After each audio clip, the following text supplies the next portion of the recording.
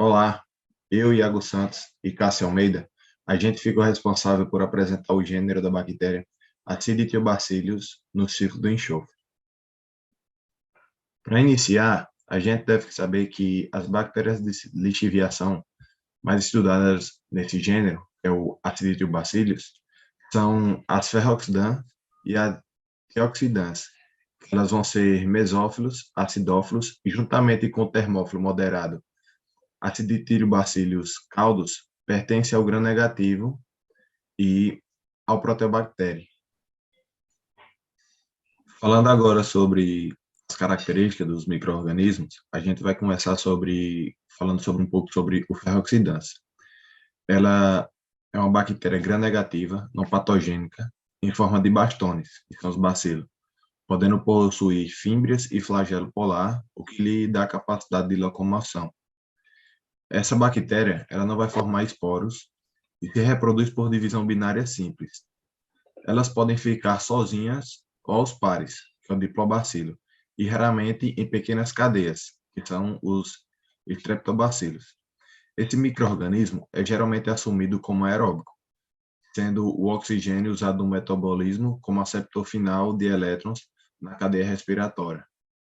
Porém, sendo o crescimento em condições anaeróbicas, sendo o ferro substituído pelo oxigênio como aceptor de elétrons na oxidação de enxofre elementar.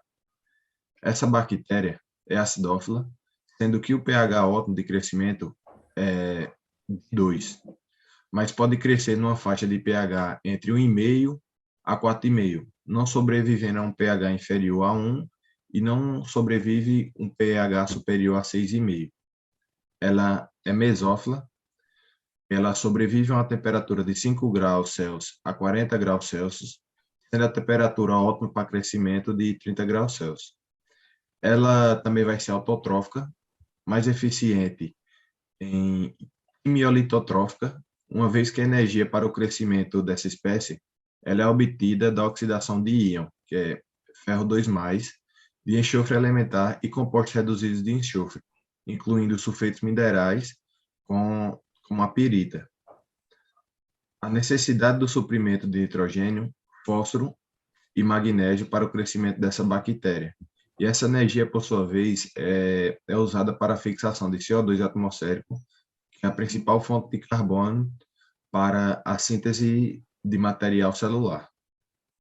Agora, falando sobre as características da bactéria Acinetobacillus antioxidans, ela é uma bactéria gram-negativa, em forma de bastonete, que ela utiliza o enxofre como fonte de energia primária. E ela é uma bactéria mesófila. As funções no ciclo bioquímico, onde essas duas bactérias elas atuam, no processo de mineração do enxofre, onde utiliza a matéria orgânica como substrato para o seu crescimento. Isso ocorre tanto em condições de aerobiose como na de anaerobiose, tendo-se como produtos finais o SO4 e o H2S, respectivamente. Alguns fatores ele afetam a mineralização, tais como a forma do enxofre inorgânico, o tipo de material orgânico adicionado ao solo, a população microbiana, temperatura, aeração, umidade e pH do solo. Estes fatores são influenciados pelo manejo, sendo mais importantes os aspectos de envolvimento e cultivo do solo, adição de resíduos orgânicos e a calagem.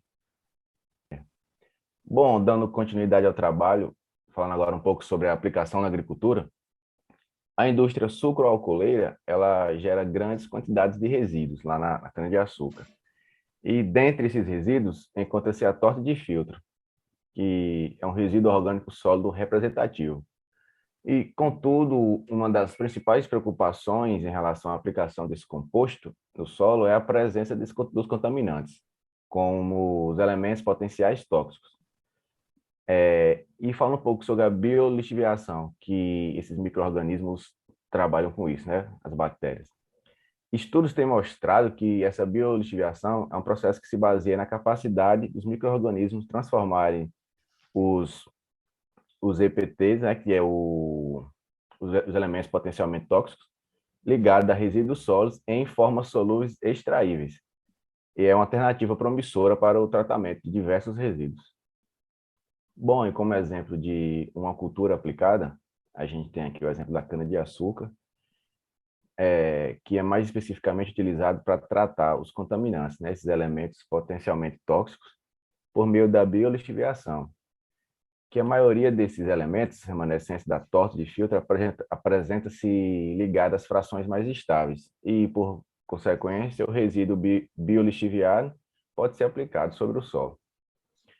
E os resultados obtidos nesse estudo, que a gente tomou como base da cana-de-açúcar, eles mostram evidências que a biolixiviação realizada por esses micro-organismos é eficaz para atenuar a concentração final de elementos potencialmente tóxicos na torta de filtro, no caso aqui da cana-de-açúcar, evitando a sua acumulação no solo, podendo assim ser utilizado como condicionador na agricultura.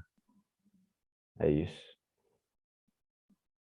Bom, aqui nós temos as referências, onde a gente tirou as informações, tanto de um site quanto do estudo, que a gente tirou a aplicação na agricultura. E muito obrigado.